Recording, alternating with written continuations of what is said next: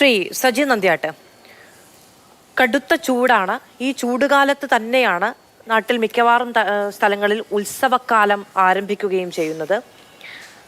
ആന പൊതുവെ ഈ പറയുന്ന ഉഷ്ണവുമായി ബന്ധപ്പെട്ട പ്രശ്നങ്ങളുള്ള ജീവിയാണ്. ശബ്ദത്തിൻ്റെ പ്രശ്നമുണ്ട്. ഇതിപ്പോൾ തന്നെ ഈ പടക്കം പൊട്ടിച്ചതാണ് അല്ല എന്നിങ്ങനെ രണ്ട് വാദഗതികളുണ്ട്.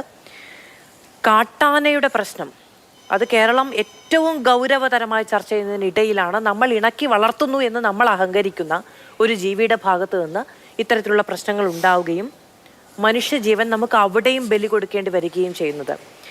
ഇതിന് നിയമ പോരാട്ടം എന്ന് പറയുന്നത് വർഷങ്ങളെടുത്ത് കോടതി കയറി പല കോടതികളിലൂടെ പോവുകയാണ്. അതിനപ്പുറത്തേക്ക് എന്തു ചെയ്യാൻ കഴിയും?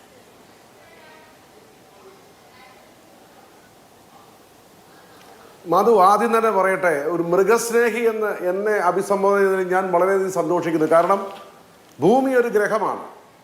ജീവന്റെ മിടുപ്പിലുള്ള ഈ ഗ്രഹത്തിൽ ലക്ഷോപലക്ഷം ജീവജാലങ്ങളുണ്ട്. അതിലൊന്ന് മാത്രമാണ് മനുഷ്യൻ.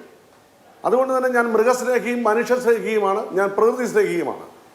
ഇവിടെ പ്രദീപ് നമ്പൂതിരി പറയുന്ന ഒരു വാചകം ഞാൻ ശ്രദ്ധിച്ചു. അദ്ദേഹം കുറച്ചുകൂടെ ആത്മീയമായ രംഗത്ത് നിൽക്കുന്ന ആളാണ്. അദ്ദേഹം എന്താ പറയുക, ആന എഴുന്നള്ളിപ്പ് വ്യക്തിപരമായി നിർത്തണമെന്നാണ് ആഗ്രഹിക്കുന്നത്.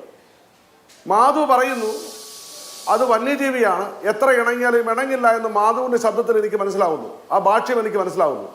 മാധു ആനയെക്കുറിച്ച് ആദ്യം പഠിക്കണം, പരിസ്ഥിതിയെക്കുറിച്ച് ആദ്യം പഠിക്കണം. സാധു പറഞ്ഞു ഞാനൊരു സിനിമാ പ്രവർത്തകനാണ്, സത്യസന്ധമായി ഞാൻ പറയാം, സിനിമ എൻ്റെ പാഷനാണ്.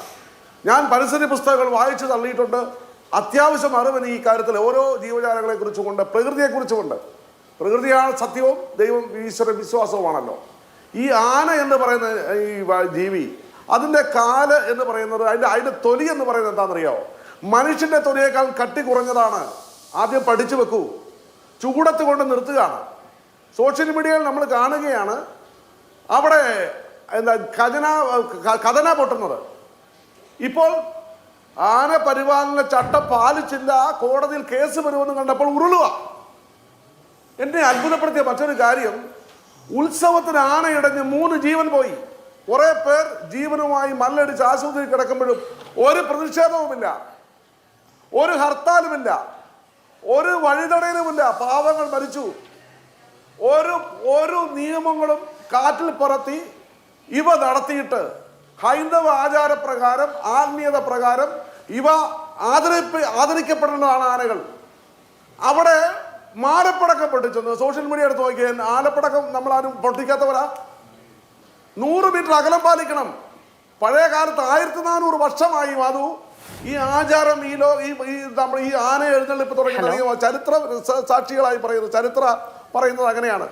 അന്ന് തിടം പേറ്റാനായിരുന്നു ആനകളെ ഉപയോഗിച്ചിരുന്നത്. കാരണം അന്ന് പൊക്കം വേണം, അന്ന് ജനങ്ങൾ കുറവാണ്, അമ്പലത്തിന് വിസ്തൃതി ഉണ്ടായിരുന്നു. ഇന്ന് ജനങ്ങൾ കൂടി, അമ്പലത്തിന് വിസ്തൃതി കുറഞ്ഞു. ആന ചൂട് താങ്ങില്ല മധു. ആനയെക്കുറിച്ച് ഒന്നും പഠിക്കാതെയാണ് ആൾക്കാർ പല ചാനലിൽ നിന്നും വന്ന് എഴുന്നള്ളിക്കുന്നത് അവരുടെ വിഡിത്തങ്ങൾ. പക്ഷേ അറിയാൻ വയ്യാത്തവർ അത് കേട്ട് വിഴുങ്ങിയിട്ടൊക്കെ പോകും. ഇപ്പം ആനകൾ ഇറങ്ങുന്നു കേരളത്തിൽ, മനുഷ്യനെ കൊല്ലുന്നു. ഞാൻ മനുഷ്യനെ കൊല്ലുന്നതിനെതിരാണ്. കാരണം എൻ്റെ സഹജീവിയാണ് മനുഷ്യൻ. മനുഷ്യൻ മരിക്കാതിരിക്കണമെങ്കിൽ എന്ത് ചെയ്യണം? ആന കാട്ടിൽ ജീവിക്കട്ടെ, കാട്ടിൽ കൈയേറുന്നവൻ വെളിയിലിറങ്ങട്ടെ, ആനയ്ക്ക് വെള്ളവും ആഹാരം കൊടുക്കട്ടെ. ഇതേക്കുറിച്ചൊന്നും ഇതാരും പറഞ്ഞു കേട്ടില്ലല്ലോ. എത്ര ജീവനെ എവിടെ പൊലിഞ്ഞത്? ആ ജീവന് വിലയില്ലേ? അപ്പം മനുഷ്യരുടെ എല്ലാ ജീവജാലങ്ങൾക്കും വിലയും നിലയുമുണ്ട്, വിലയുണ്ട്. ഇവിടെ ജീവിക്കാൻ അവകാശമുണ്ട്. ആ അവകാശം നിഷേധിക്കുകയാണ് ഇവിടെ ഇപ്പോൾ ഹൈക്കോടതി പറഞ്ഞു, സുപ്രീം കോടതി ഇപ്പോൾ സ്റ്റേ മേടിച്ചാൽ എവിടെയാണിപ്പോൾ? ഈ ആനകളെ എഴുന്നള്ളിക്കുന്ന എന്താണ്? ഭക്തിയുടെ മാർഗമല്ല. ഞങ്ങൾ നടത്തുന്ന വലിയ പരിപാടിയാണ്. ഞാനൊരു ആത്മീയതയ്ക്കും എതിരല്ല, പക്ഷെ ഞങ്ങൾ നടത്തുന്നത് വലിയ സംഭവമാണ്. ഞങ്ങളുടെ ഉത്സവമാണ് വലുത്. ഈ പാവ ആനയെ പൊരുവേലത്തോട് നിർത്തിയിട്ട് വൈകിട്ട് 4 തൊട്ട് 8 വരെ ആന എഴുന്നള്ളിക്കാവുന്ന നിയമമുണ്ട്. 6 തൊട്ട് 11 വരെയുള്ള നിയമമുണ്ട്. ഈ ചുട്ടുപൊള്ളുന്ന വയലത്ത് മനുഷ്യരെല്ലാം, കേരളത്തിലെ ജനങ്ങളെല്ലാം പ്രബുദ്ധരാണ്, പരിസ്ഥിതി വിശ്വസിക്കുന്നവരാണ്, പ്രകൃതിയെ സ്നേഹിക്കുന്നവരാണ്. അതുകൊണ്ടാണല്ലോ മാർച്ച് ഏപ്രിൽ മെയിലെ ചൂട് ഇപ്പം ജനുവരിയിലാക്കി തന്നല്ലോ എല്ലാവരുടെ. അത് പരിസ്ഥിതിയെ സംരക്ഷിച്ചുകൊണ്ടല്ല, കാടില്ലാതാക്കി. കാട്ടിൽ നിന്നും വന്യമൃഗങ്ങൾ വെള്ളം കുടിക്കാതെ മനുഷ്യനെ മാധു ഒന്ന് ഓർത്ത് നോക്കിയേ. 70-ല് ഒരു ഫുട്ബോൾ കളിക്കാർ എവിടെ മഞ്ഞിൽ ഫ്ലൈറ്റ് അപകടത്തിൽ മരിച്ചു. കുറേ പേര് മരിച്ചു. അവർക്ക് വിശപ്പ് വന്നു, അവർക്ക് ഭ്രാന്തായി, അവർ മനുഷ്യനെ തിന്നു. യാഥാർത്ഥ്യമായി പറയുന്നത് ഇത് ഭ്രാന്തായി മാറും. വിശന്നും വെള്ളം, ഒരു ആന കുടിക്കുന്ന വെള്ളം എത്രയാണെന്നറിയോ മാധുവിന്?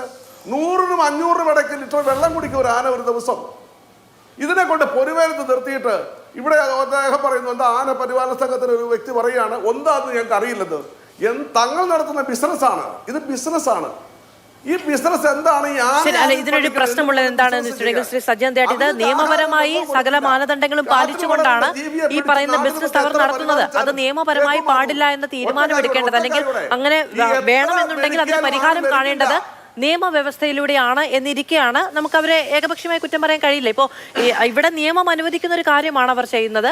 നിയമം അനുവദിക്കുന്ന ഇടത്തോളം അത് ചെയ്യാൻ കഴിയുകയും ചെയ്യും. ഈ പറയുന്ന എല്ലാ വാദങ്ങളും കോടതിയുടെ മുന്നിലേക്ക് വന്നിട്ടുണ്ട്. അവിടെ നിന്നാണ് ഒരു തീരുമാനമെടുക്കുകയും ചെയ്യേണ്ടത്. ഒരൊറ്റ നിമിഷം ശ്രീ റെജി ലൂക്കോസ്, ഞാൻ അങ്ങയിലേക്ക് വരാം. അതിനു മുൻപ് ഈ പരാതി കോടതി ഒരൊറ്റ മിനിറ്റ് സജ്ജൻ, ഞാൻ വരാം ഒരു നിമിഷം ഞാൻ വരാം. ഞാൻ അങ്ങ് പറയുന്നത് മുഴുവനും കേട്ടുകൊണ്ട് നിൽക്കുകയായിരുന്നല്ലോ. ഇതിൽ ഈ പറയുന്ന ഒരു നിലപാടെടുത്ത് മുന്നോട്ട് പോകേണ്ട ഒരാളല്ല ഞാൻ എല്ലാവരോടും അവർക്ക് പറയാനുള്ള വാദങ്ങളാണ് കേൾക്കുന്നത്. ഒരു നിമിഷം.